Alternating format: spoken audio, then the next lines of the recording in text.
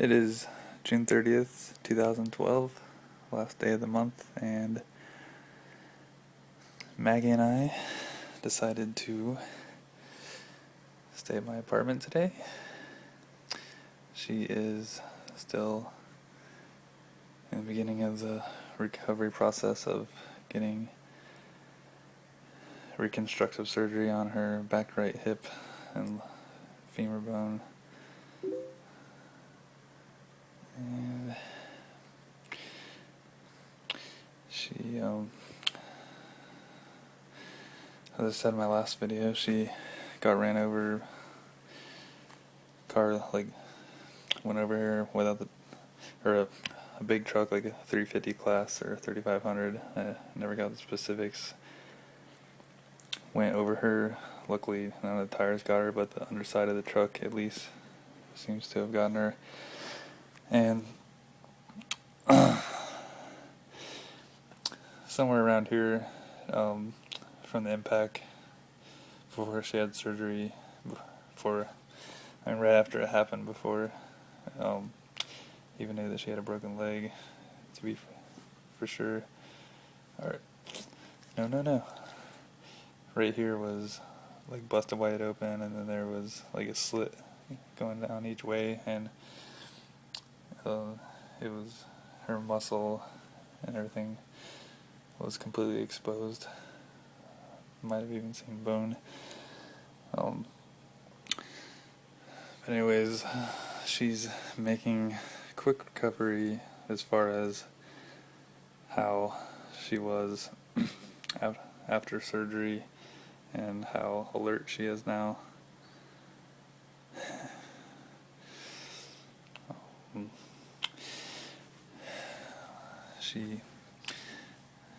Yesterday she had a really bad scab right here, and big scab, and there was a freak storm. Not really, I mean, it wasn't too bad of a storm. I was at my parents' where I've been for like the last month and a half, like every day except for like 2 days.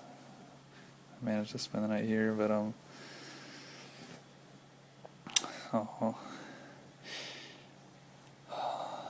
yesterday I was like, she has one of those cones that you have to put around her head so she doesn't tear everything back open, and have it off right now because she's comfortable, and doing my best to keep my eye on her. But anyways, yesterday she was eating, and then I was at my parents', and I was like doing the dishes, and I knew that there were supposed to be thunderstorms, but I didn't read that they were supposed to be like severe, and had no clue there was going to be fairly high winds. And I was watching her and my 11-year-old nephew Michael, and he was like reacting to the wind in the backyard, and he was like, "Oh my God, there's gonna be a tornado!" And got me, made me overreact, and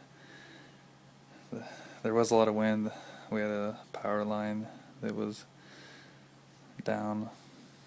There was 2 poles that got knocked over, then there was a tree right across the yard, across the street from us, fell over onto a power line, and power was out for a few hours, and then the power company, I guess, didn't get the message, even though there was a township person and someone else driving around in like these utility trucks that were surveying the area.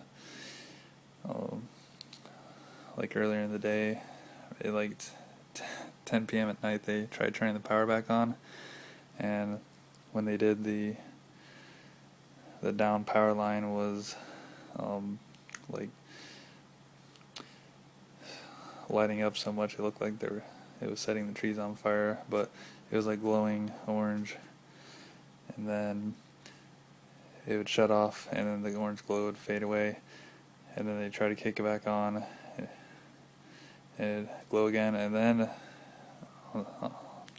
scary. The freaky part was they kept trying to turn it on a couple more times, and then there was like the bright, blinding, like almost LED or brighter light flashing from the wire, and it kept like lighting up like a firework, and you like couldn't stare at it for more than a split second. You had to turn away, and it was like sparks were flying around the trees, and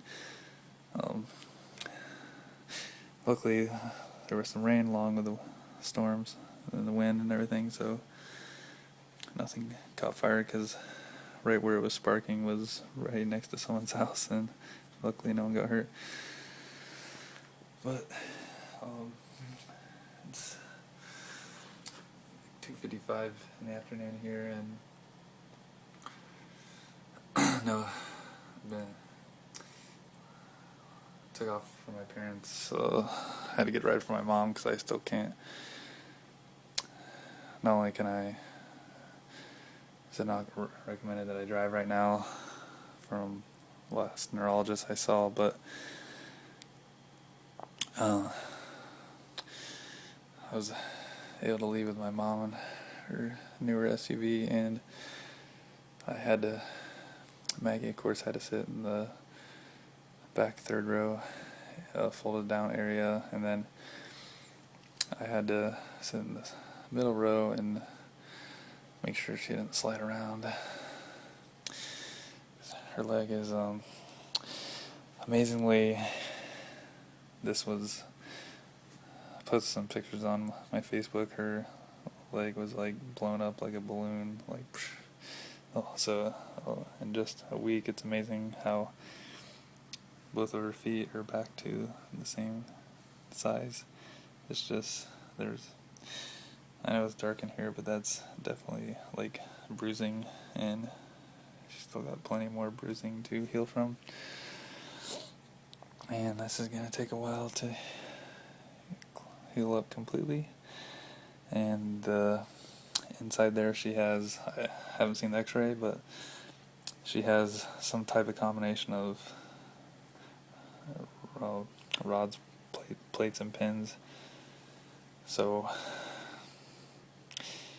so like basically her leg broke completely in half, and then her hip dislocated, and my parents' backyard is pretty big. She ran off, like, let's pretend there's a porch, she like ran off up the hill, I believe with other dog that likes to run off. Usually she's very energetic and curious, but she's still young. She's only 9 months, so a female boxer, and she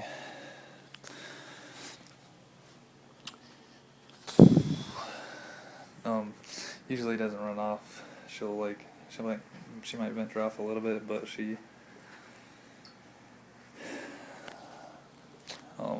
will get like nervous, and she'll come back in the yard. But